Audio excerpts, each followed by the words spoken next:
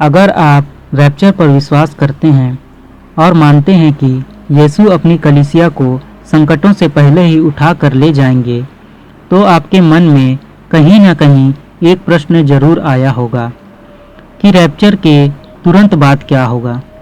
क्योंकि रैप्चर के समय यीशु जब अपनी कलीसिया को उठा ले जाएंगे, तब एक मानवीय तबका ऐसा भी होगा जो धरती पर पीछे छूट जाएगा। रैप्चर के तुरंत बाद इन लोगों के साथ क्या होगा?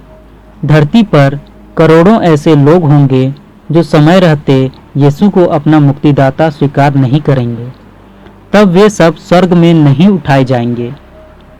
रैप्चर के तुरंत बाद धरती पर रह गए लोगों के लिए तुरंत बाद का समय किसी डरावने सपने से कम नहीं होगा। जैसा कि आप सब जानते हैं कि रैप्चर का दिन और समय अज्ञात है।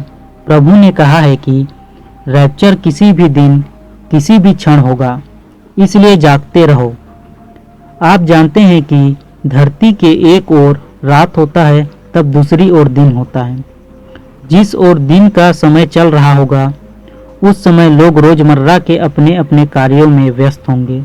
जैसे चिकित्सा के क्षेत्र में कोई डॉक्टर किसी का हार्ट ट्रांसप्लांट कर रहा होगा।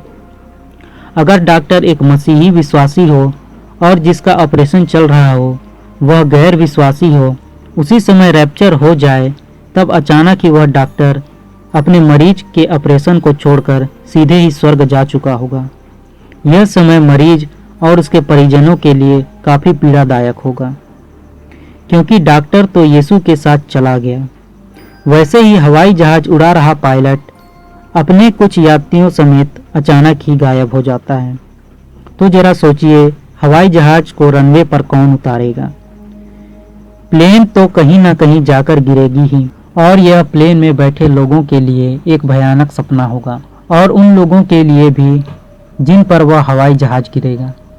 वैसे ही ट्रेन चलाने वाला भी अगर रैप्चर में गायब हो जाए तो ट्रेन कौन चलाएगा?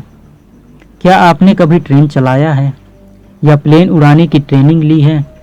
अगर आपने अपने घमंड के कारण यीशु को अपना मुक्तिदाता नहीं माना और पापों का अंगीकार नहीं किया, तो आज ही प्लेन उड़ाने और ट्रेन चलाने की तैयारी कर लीजिए, क्योंकि भविष्य में आपको इसकी ज़रूरत पड़ेगी। दूसरी ओर जहां रात हो रही होगी, वहां भी सुबह जागने के बाद बहुत से लोग बिस्तरों से गायब मिलेंगे। चारों तरफ अफरा तफरी होगी। वहीं दूसरी ओर विश्वासी स्वर्ग में यीशु के साथ साथ वहां अपने पूर्वजों से मिलेंगे जो पहले गुजर चुके थे, क्योंकि रैप्चर में विश्वासी मृतक पहले जीवित होकर रूपांतरित होंगे, फिर हम रूपांतरित होंगे और उठाए जाएंगे। इस प्रकार करोड़ों लोगों का धरती से गायब होना बाकियों के लिए आसान नहीं होगा, क्योंकि हम सब धरती पर एक सामाजिक बंधन द्वारा जुड़े हुए हैं, एक दूसरे पर निर्भर रहते हैं। पीछे छूट गए लोगों के सारे कार्य अचानक ही ठप पड़ जाएंगे।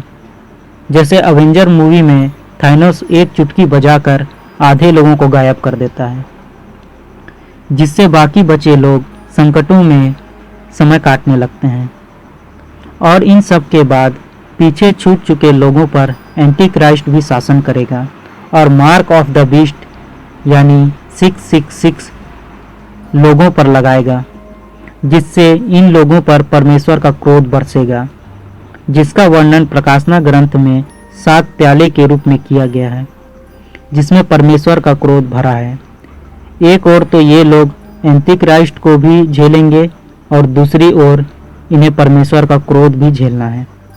इसलिए समझदारी इसी में है कि समय रहते अपने पापों का अंगीकार कर लें और यीशु को अपना मुक्तिदाता स्वीकार कर लें, जिससे कि आपकी गिनती छूटे हुए लोगों में न हो, क्योंकि छूटे हुए लोगों के लिए तुरंत बाद का समय भयानक होगा और यह दिन प्रतिदिन और भी असह्य होता जाएगा।